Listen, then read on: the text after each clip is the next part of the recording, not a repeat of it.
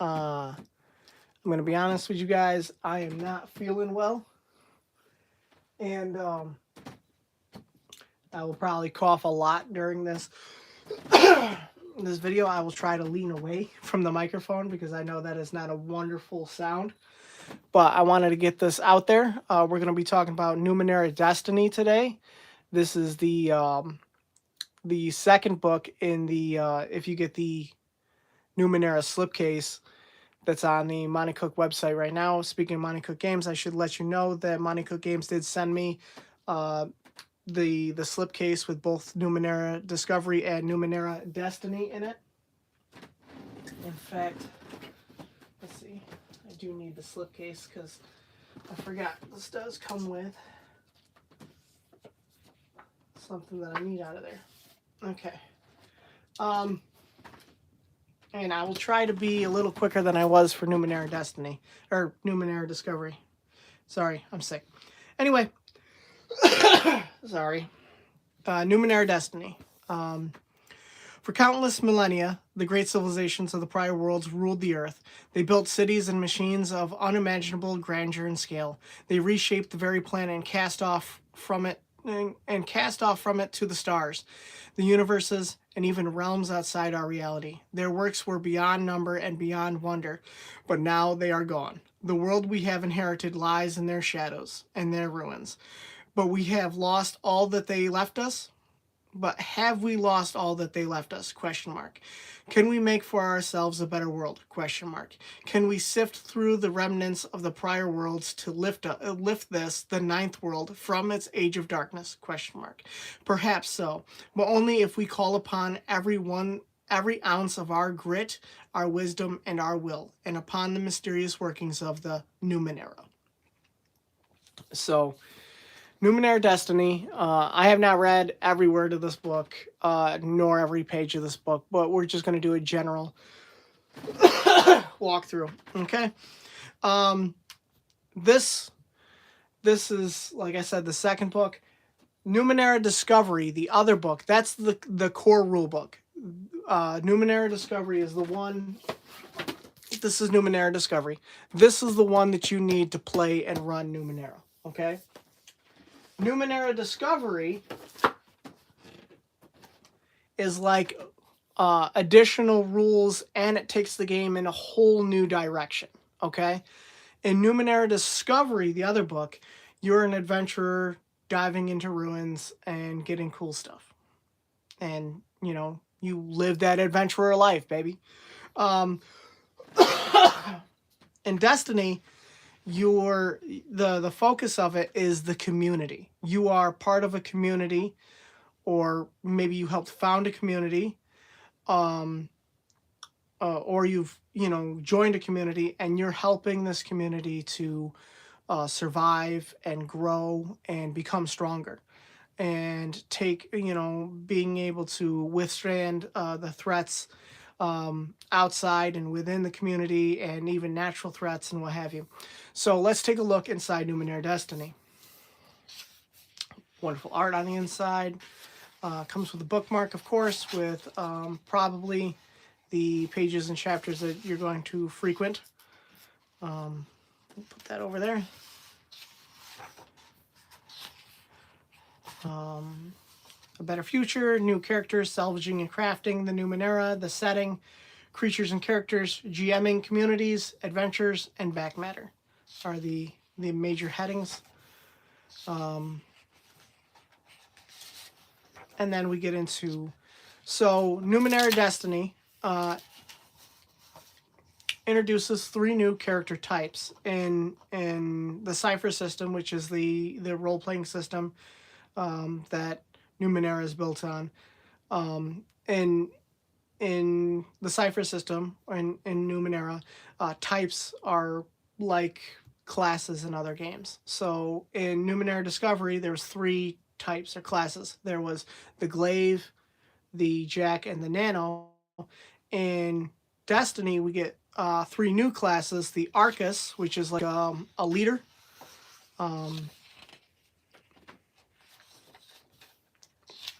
So they like can build up followers and stuff. I kind of think of them I guess similar to a bard. Um, you know what I mean? Uh, Followers. And then there's the right. Right are crafters. They craft, and a lot of this book is going to be about crafting. Um, so that is two of the classes that are in this book, and then there is a third one. Uh, and when I say rights craft, like there is a lot of things they can craft, from the just general items to ciphers and stuff. And then the third type in this book is the delve, and delves, they go into these ruins and they get Numenera, they get Iotum, which is something we'll talk about in a moment, and other uh, technological bits that they can bring back to the communities and help the communities grow and strengthen. So you'll notice that all the types, even though they did their own thing, it is all community kind of centered types and classes. Um, and you're going to see that theme throughout this book. The whole book is geared towards the community. And what I think is really cool is, even though in Numenera Discovery they have the glaive, the jack, and the nano, in Numenera Destiny they added abilities to the glaive, jack, and nano on page 39, which are community centered abilities that they added to those types. So that's pretty cool. They're adding community centered abilities to the types in the first book. Thought that was really cool. And then you have new character descriptors. Once again, the character descriptors are going to be more community based.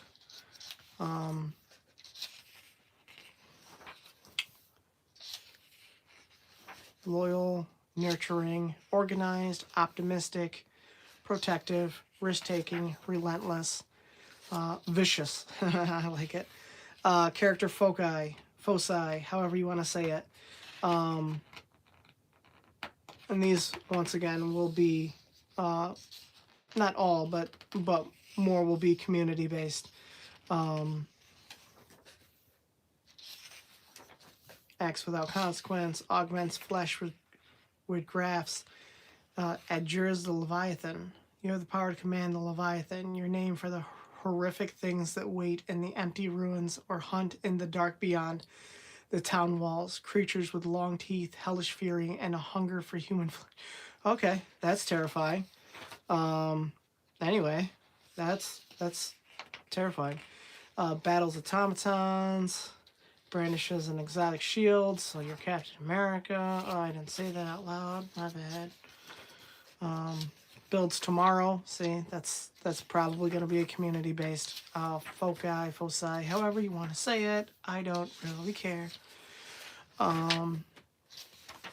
Yeah, lots of new foci. So new types, new descriptors, new foci in the book. Lots of them. That's really cool. Wields words like weapons. So yeah, that's it very, to me, feels very much like bards. But anyway, and then you get to salvaging and crafting, and yes, there is a lot of space spent on crafting. And so, well, before you get to crafting, you got to salvage the materials, right? And so, Iotum is the special tech that needs to go into like ciphers or artifacts or something awesome like that. So you need to salvage Iotum to make those cool things. Parts are just like screws, bolts, those extra things. And then you have charts that, when you do a salvage check, what do you get? Do you get Iotum? Do you get parts? What do you And then it describes all the different items, because you're going to need this item to make that thing, and you need this and this item to make that thing. You know what I mean? So that's pretty cool. And then crafting, how do you actually craft it? How long does it take? Does it take multiple successes? And what can you craft? There's commonplace objects, crafting ciphers and artifacts, crafting installations. Installations are discrete, fixed in place artifacts that provide some kind of service or supply, a community need. See, things are really community based. And sorry. So installation might be like a water filtration system, you know what I mean? Crafting automatons, crafting vehicles.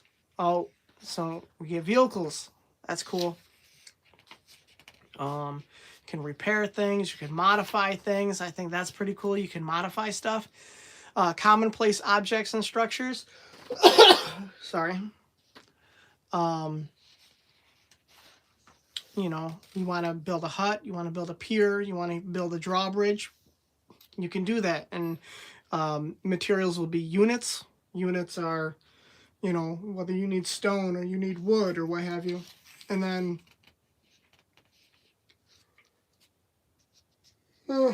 sorry. The level, the difficulty level of the structure, or the level of the structure, and that's gonna play into, you know, your crafting checks and what have you. And then, so all that was about crafting. Now you get into the Numenera, and Numenera plans. Now, if you're going to craft Numenera, say you want to make a cipher, you need a plan, like the blueprint for that cipher. And so as you're digging around in these ruins and stuff, you might find full plans, or you might find a piece of a plan called a seed. And, you know, you later on, people might be able to take multiple seeds and create a full plan. I think that's how that works. Sorry, I haven't, like I said, I haven't read every word, but anyway, and then there's a minimum crafting level that you have to craft it at, and then it gives you all the ciphers from the books, and their minimum crafting level. The GM can create plans or improvise plans, choosing which item should go into it. You can make secondary effects, setbacks, plans for artifacts. So instead of just making one-time use ciphers, now you can make artifacts. And then you can make automatons. You want to make a droid, you want to make a drone, you know, a mech soldier to defend your community. Do it up, but you're going to need Numenera plans. And anyway, so I think that's cool. You can't just go off and just make whatever your heart desires. You got to have a plan, and you got to have the blueprint for it. A lightning turret. That's pretty cool. So that's pretty cool. A lot of focus on crafting, and now we get into the ciphers that are in Numenera Destiny, and once again, it's probably going to be more geared towards crafting and community play. You know, crafter's eyes,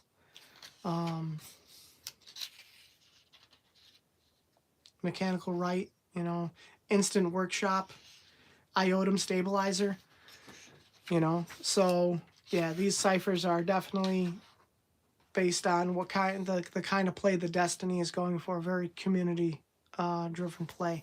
Artifacts probably the same way.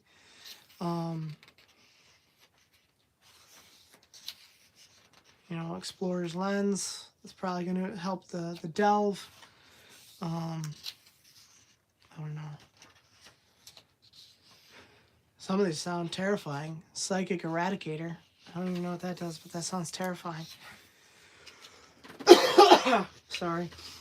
And then now you get into the setting. Now in Discovery, Numenera Discovery told you about the world of Numenera. Okay? Destiny is going to tell you about areas in the ninth world, but it's going to focus on the communities that are in those areas. So, like the Umdera follows the Dream Titans, and so it's a community called the Umdera, and gives you the so every community is going to have stats, and it gives the community stats, and gives you, I mean, tons of lore and everything about this community and where they live. Umdera never stays put for more than a few years. The longest the elders recall the village ever staying in one place is 10 years, and the briefest just a few months. But short or long, the thunder season always comes. When it does, Umdera is disassembled by its residents and hauled on a series of wagons following the wake of the shambling mountains. Umderans call these shambling mountains Dream Titans. The Dream Titans roam the flat lowland region, scarred and cut by who knows how many generations of Titan activity, where these vast hulks shamble. Umdera follows. Specifically, it follows the Dream Titan that leaves behind a trail of blue phosphorescent liquid known as raw elixir. Distilled elixir is the most valuable substance in Umdera. It is predominant form of nutrition as well as a source of spiritual enlightenment. Weird. Anyway, so a bunch of stuff about that community. And you even have elixir distillations. Oh my goodness, I can't talk tonight. I don't feel well. You get a little map of their community, and then you go on to the next community. The who knows? Anyway, stats for that community, and it tells you about them. I do like that map, and when I show you the map that came in the back, I believe that's one of the pictures. So, and I love that they include the hearsay, because these are all adventure hooks that you can use if you wanted to do an adventure in that community. Another community. This one's pretty cool. And it gives you a little map of how that one goes. And then this one's a water community, like an island community. And gives you a rundown on that one.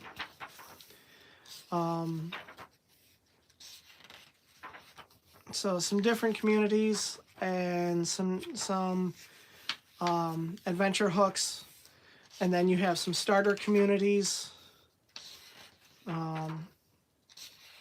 Some adventure hooks for them. Some kind of cool ideas for communities.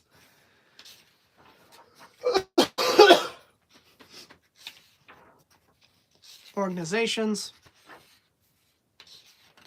More organizations that you can join or come in contact with.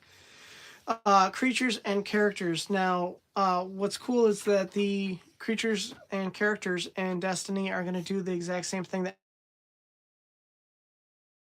everything else. It's going to be pertaining to community play. So these monsters are going to bug your community, or terrorize your community, or try to infiltrate your community, and you're going to have to stop them. Or they're gonna, do whatever, and then you have NPCs that are probably gonna do the same thing, or maybe they're just people that you run into. GMing communities. So now you're gonna have a GM section, because Discovery was about GMing a group of adventurers that are adventuring into ruins. Now you're going to be GMing a kind of a different style game. You're going to be GMing at a community level, So yeah, there's tools for Destiny GMs, advice on founding a community, even founding adventures. So, are the player characters like, colonizers? Are they settlers? Are they what are the did they just get some people together that wanted to make a new life, whatever. Maybe there's an adventure on how this community started, and you know what I mean. And then community stats, coming up with your community stats, because that's going to come into play. And when it comes to community actions, sometimes you're going to be at war. Sometimes you're going to have to deal with a horde or a hostile army. And so your community stats are going to matter. Sometimes you're going to have to deal with, plagues and floods and natural disasters.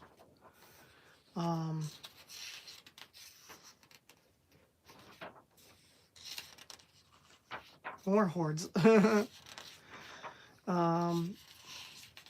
So yes. So a good chunk of the book prior to this was about crafting, and now a large chunk of the book is about communities. So you can really see what Destiny is really focused on, that crafting and community play. Laying out a community. So now you're going to map out your community, if you want to.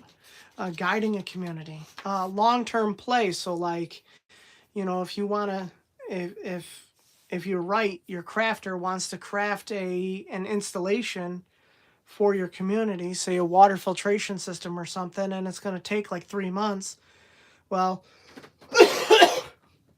you're not going to just leave your right there and say, hey buddy, you do your crafting thing and we're going to go adventure without you.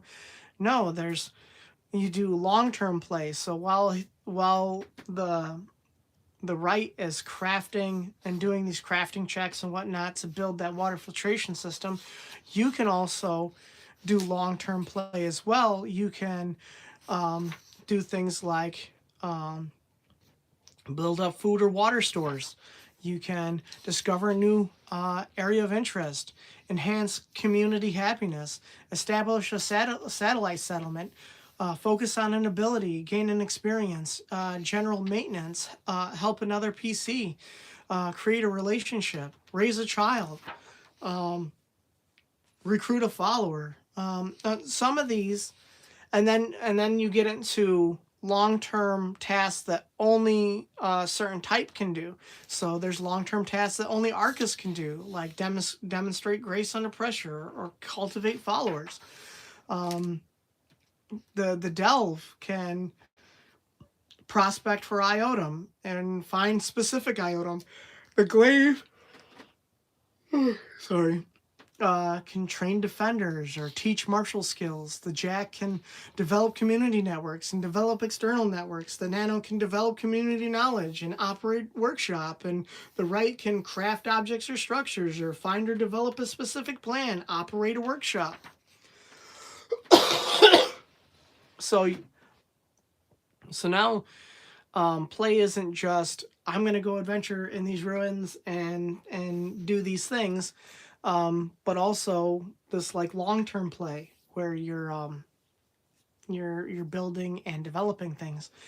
And then there's also community events, and sometimes things are bad. Food depletes, or there was a lethal accident, or infestation, or an earthquake, or sterility hits the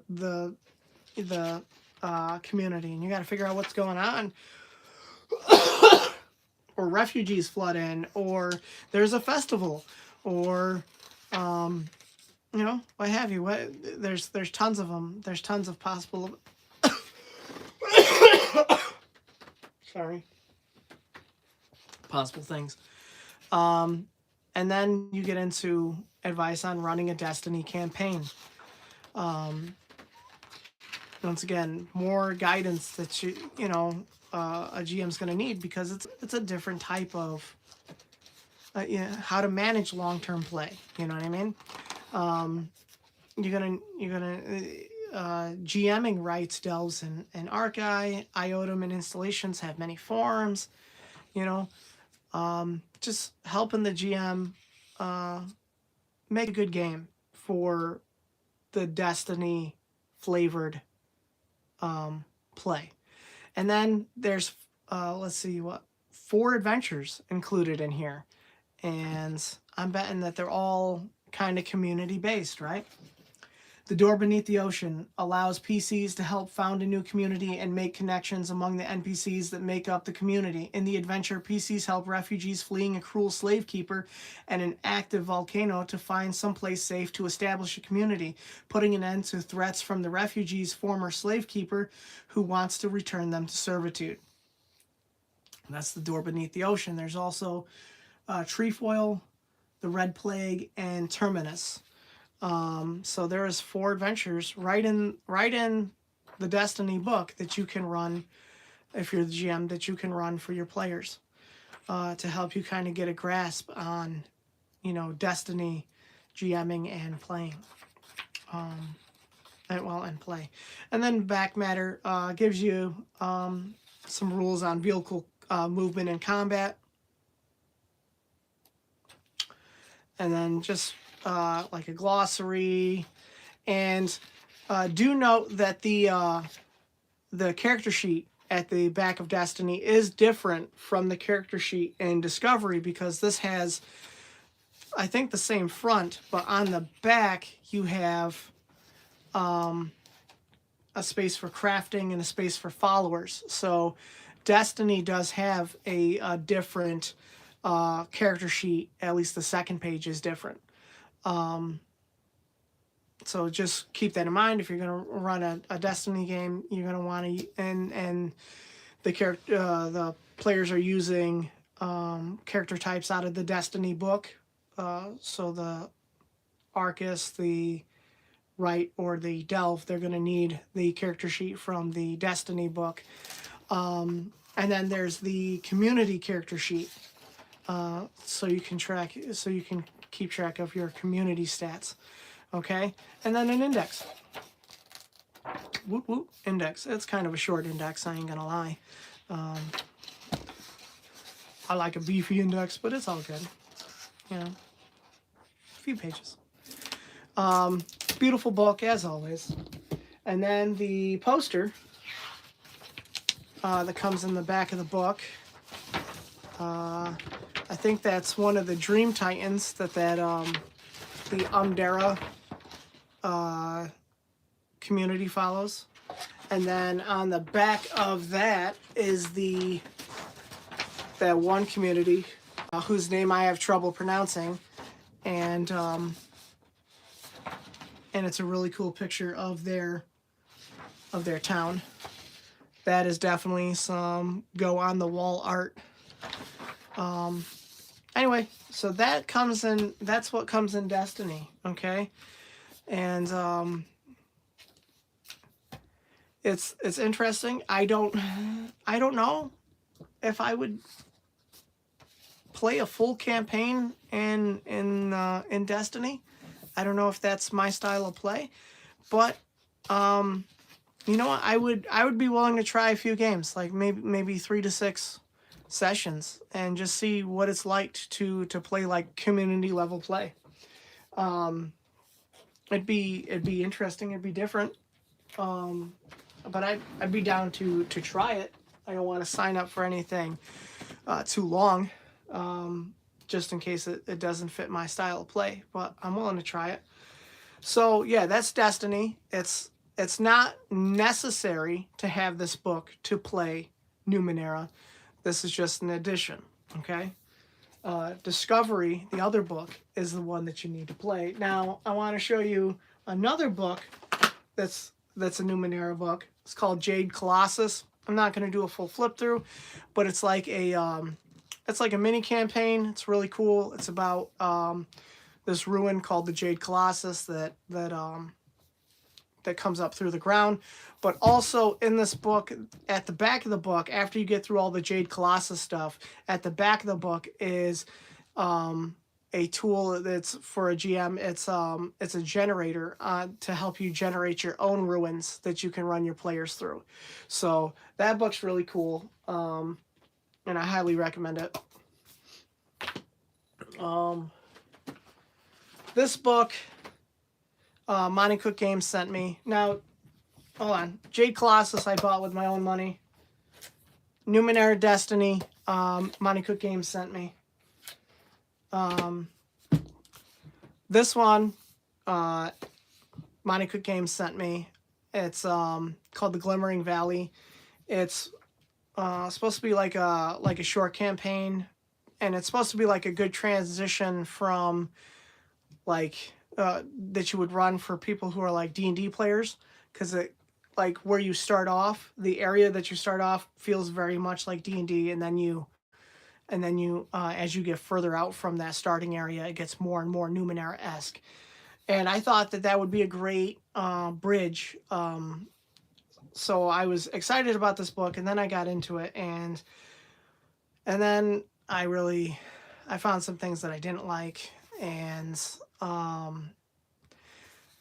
things that I would have to rewrite if I ever wanted to run this. The starting area has a temple to a water god. I don't play with gods or a pantheon or whatever. So I would rewrite that. And I don't hate people. So before I get a bunch of hate comments, I don't hate people, and pretty much anyone's welcome at my game table. But two of the NPCs, there's a male priest named Sesson, and he is married to a male fisherman named Ian, something like that. And so it's a homosexual marriage, and maybe in a Christian GM, I wouldn't feel comfortable role-playing that relationship. So I would rewrite that as well.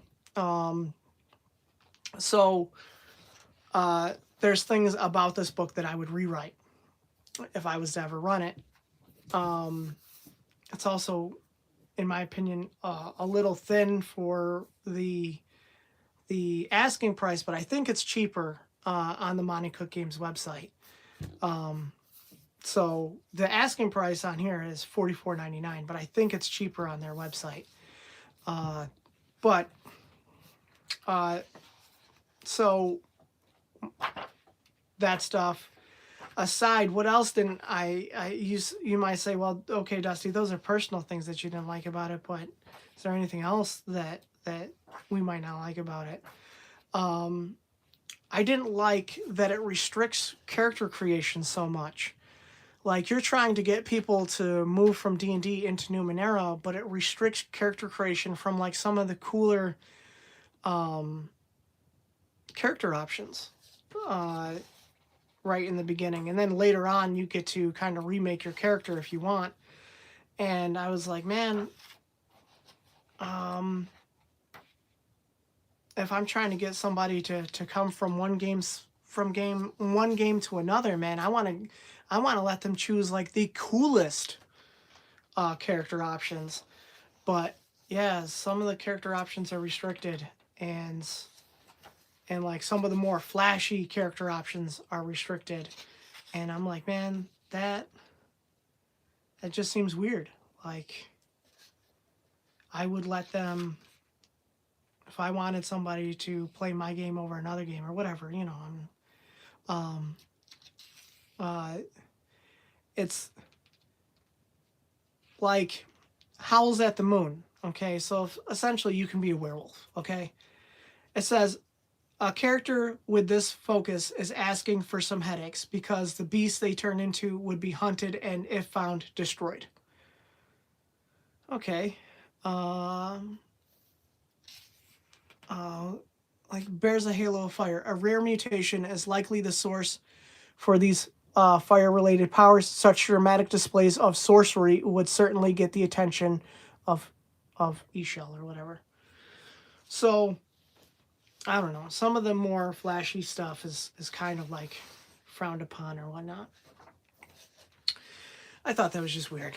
But I don't want to completely crap on the book for everything. There is adventures in here, but there's also adventures right in the core rulebook. So yeah, there's that. I would recommend buying Jade Colossus over the Glimmering Valley, because Jade Colossus has a campaign in it and it has a generator in the back so that you can make your own ruins. Anyway, that's been my little rundown of Numenera Destiny, plus a couple other books that that I just decided to throw in there. Well, I'm going to go because I have the flu and I don't feel great. And I'm sure hearing me cough on camera doesn't sound great in your ear. So thanks for watching. It's been Dusty and Dice. And if you don't know, now you know. The motto is trust Jesus, grow daily, and enjoy games. Hey, God bless. Take care. I'm terrible at ending these things.